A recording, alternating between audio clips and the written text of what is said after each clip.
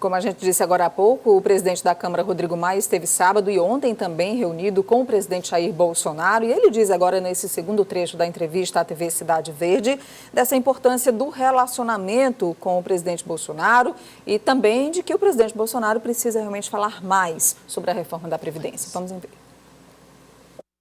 O senhor demonstra toda a preocupação e atenção com a reforma da Previdência e todas as outras reformas. Para isso é necessário essa boa relação do governo com a Câmara.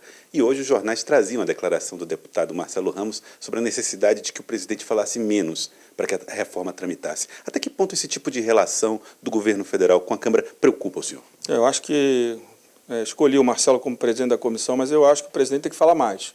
E já está falando, e acho bom. E acho que isso é importante na relação do Executivo com o Legislativo, essa participação mais efetiva do presidente, esse diálogo com o Legislativo, mostrando, né, que o governo federal quer a reforma, sabe da importância da reforma e mais. No dia seguinte da aprovação da reforma, governo e parlamento juntos vão construir para o futuro, para o próximo ano, um orçamento com maior capacidade de investimentos, para que cada município possa receber mais recursos e, com mais recursos, investir nas áreas fundamentais, saúde e educação.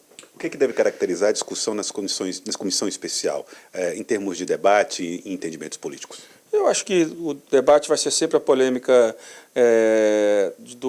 no regime dos servidores públicos.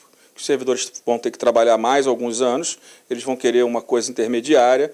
A alíquota progressiva também para o regime próprio, para o regime dos servidores públicos. E no regime geral, acho que não tem muito problema. Tem um debate sobre abono, em que medida deve ser limitado o abono, essa é uma questão que é importante ser debatida, e a idade mínima do regime geral, mas eu acho que está tendo pouco conflito nela, porque, como eu disse, aqueles que ganham até 2 salários mínimos já se aposentam com a idade da proposta daqui a 12 anos, 65 e 62. Então, eu acho que ali tem pouco conflito. O conflito maior vai ser exatamente daqueles que ganham mais, né, que ganham mais de forma legítima, fizeram um concurso público, mas precisam dar uma colaboração maior nesse momento onde o sistema está desequilibrado, onde as receitas são menores que as despesas do sistema previdenciário brasileiro.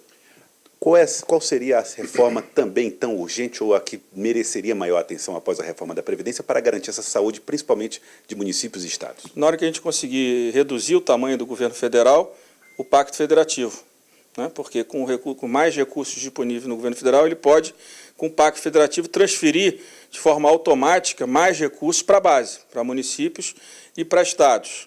O sistema tributário brasileiro é muito confuso, para o setor privado também é importante, né? O saneamento, né? 100 milhões de brasileiros mal têm saneamento. Então, um projeto de lei de saneamento que está tramitando uma medida provisória, a gente precisa aprovar para poder voltar a ter investimentos nas áreas populares, no saneamento básico, que é a saúde pública, né?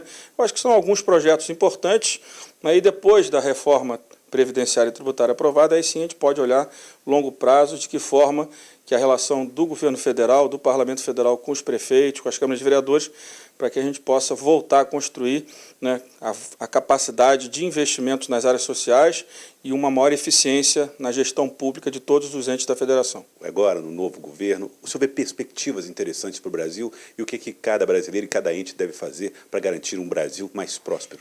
Eu acho que a gente tem que garantir uma educação de melhor qualidade para os nossos filhos, para aqueles que têm netos, isso é fundamental, né? O mundo está se modernizando, a tecnologia está avançando, então a qualificação de educação vai ser cada vez mais importante, por isso que é importante ter recursos na base, nos municípios, para que os prefeitos possam atender melhor a sociedade. Eu acho que com as reformas a gente vai ter uma perspectiva de investimentos do setor privado de longo prazo, aí sim organizar uma legislação de licenciamento ambiental mais segura, uma legislação de lei de falências que dê mais segurança para o investidor.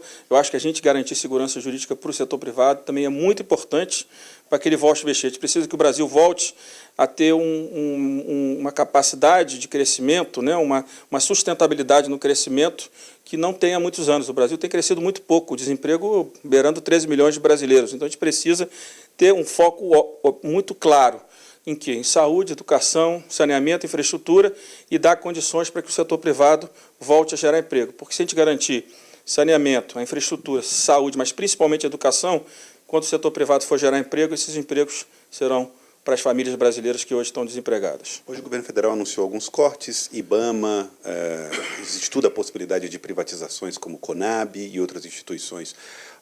Esse é o caminho? Isso ou cabe ao senhor, como presidente do Congresso, apenas observar?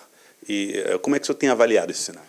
Alguns setores, quando privatizados, passam pelo parlamento. Se for essa a decisão daquilo que passa pelo parlamento, nós vamos decidir. Tem empresas que são ineficientes, precisam ser privatizadas. E tem empresas que precisam ser públicas. Como eu não conheço ainda a proposta de privatizações do governo, eu não quero entrar no detalhe daquilo que eu acho certo ou não. Acho que o que for passar pelo Congresso nós vamos estudar. Nós não temos essa linha de que tudo tem que ser privado. Tem muitas coisas que precisam ser públicas, mas tem muita coisa que o setor público administra que custa mais caro no setor público que no setor privado. E a gente não precisa carregar esse peso para a sociedade brasileira. Certo. Bom, eu queria que o senhor então fizesse um convite para aquelas pessoas que vão assisti-lo no Congresso das Cidades, que estarão lá para vê-lo. Esse congresso que vai reunir representantes de 224 municípios piauienses. Olha, muito feliz pelo convite, agradeço pelo convite. No dia 6 vou estar aí no Piauí, com cada um de vocês, prefeitos e prefeitas, discutindo o futuro do Brasil. Como presidente da Câmara, a convite do senador Ciro Nogueira, com a certeza que no diálogo é que nós vamos construir um Brasil melhor. Muito obrigado, presidente, pela entrevista. Tá, então, a entrevista exclusiva do presidente da Câmara, o deputado Rodrigo Maia, falando inclusive sobre essa capacidade do Brasil se recuperar economicamente, financeiramente, inclusive através dos investimentos, não só dos empresários do próprio país, como de investimentos externos no Brasil, mas tudo a partir do que se propõe da reforma da Previdência, para que as pessoas, empreendedores especialmente, possam enxergar a possibilidade de que o país, como já disse recentemente o ministro-chefe da Casa Civil, Onyx Lorenzoni, não vai quebrar daqui a algum tempo, né, Livaldo? Exatamente, você despertar credibilidade no mercado neste sentido, de atrair investimentos que há muito tempo o país está devendo. Não só investimentos públicos, porque as finanças públicas estão estranguladas e um dos fatores é exatamente a situação da Previdência Nacional e também o arranjo econômico, a política econômica, como as privatizações e condições que possam ser capazes de atrair investidores privados.